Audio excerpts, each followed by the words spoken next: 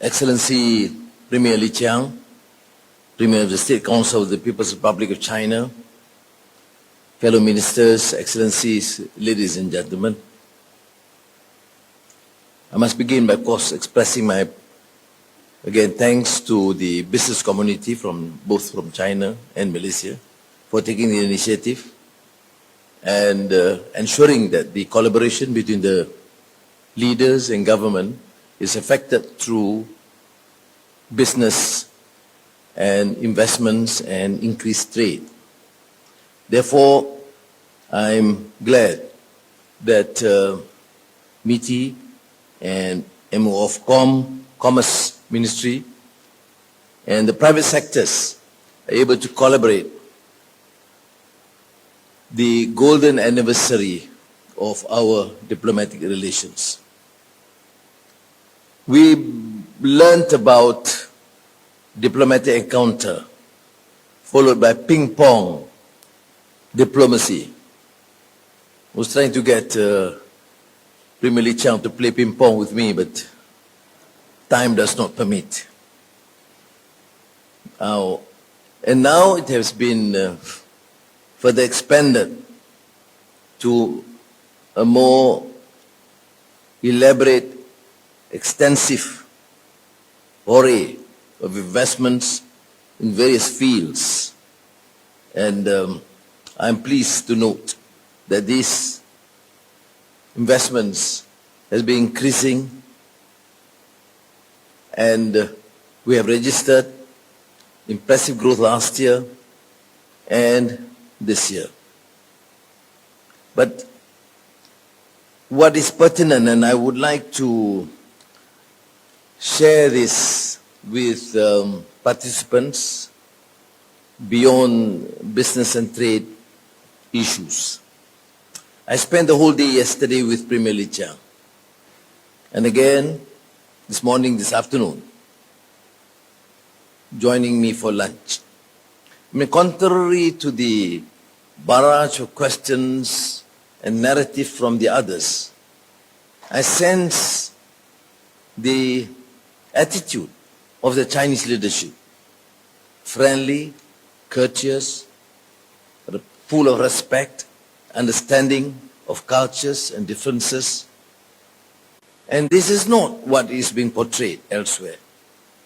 In most of my encounters, engagements with many friends overseas, particularly the West, the basic question asked is whether this sort of enhanced bilateral, comprehensive, strategic relationship would be at the expense of Malaysia as a small nation.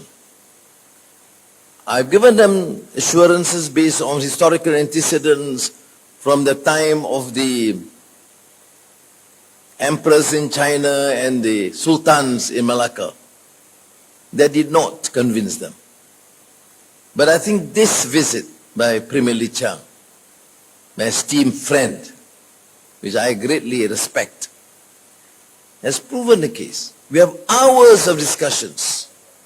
Nothing seemed to be arrogant, condescending, or ultimatum. Yes, there are issues, some more contentious, but we discuss as equal partners, as trusted friends. And I want to use this opportunity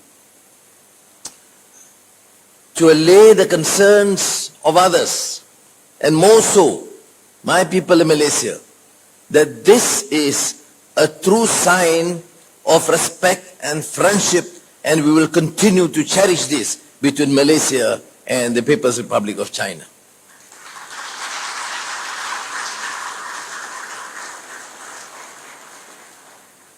In fact, I must say, I'm not underestimating the importance or underplaying the importance of trade investments. I leave it to my colleagues, and I've seen the records.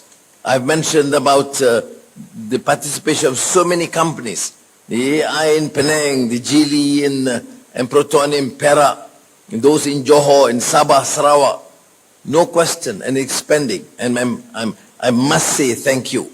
But I want to use this opportunity because it's the last session in open conference meeting in the presence of Premier Li Qiang and honored colleagues, both from Malaysia and China. No, what is astounding, what is impressive, is that the discussions expand beyond just trade and investments. People say, well, Malaysia is a growing economy. Don't let China abuse its privilege and extort from the country. I said, no. To the contrary, we want to benefit from one another. We want to learn from one another. We want to profit from this engagement. Because only through this process, we can help our people, both Malaysia and China. But extending beyond that, which I want to reiterate today, is our concern about our families, about the future of our children, the quality of education, the facilities accorded through TVETs, through AI and digital. All these things are shared. There are issues that we can contribute less. There are issues that the Chinese can contribute more. And we discuss this as close friends. How do we do this together and benefit one another? And again, beyond this, what is close to my heart, and Premier Li Qiang knows in our discussion with President Xi Jinping, covers even issues of civilization. And they know the fact that in 1995, I organized this major international conference, Islam and Confucianism. Get people to understand and appreciate one another. Get people to understand that we have differences in terms of our belief and our culture.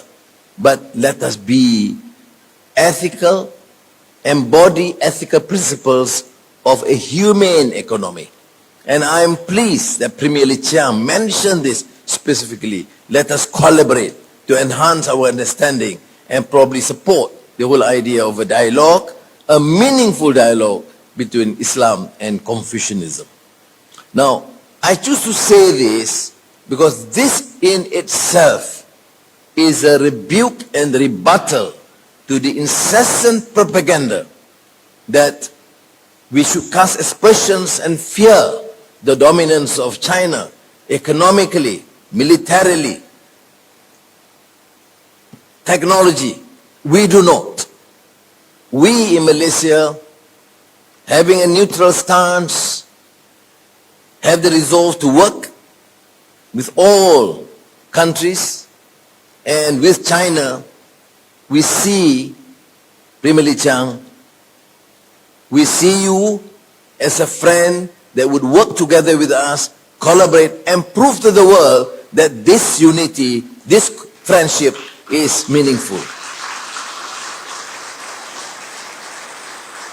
So pardon me for departing from my original reference to trade and economics and business, because I think rarely would I have the opportunity to address from such a prominent leader from China and in the presence of many of our colleagues and business community that Malaysia is your true friend, and to Malaysians, China is our true friend. 谢谢各位。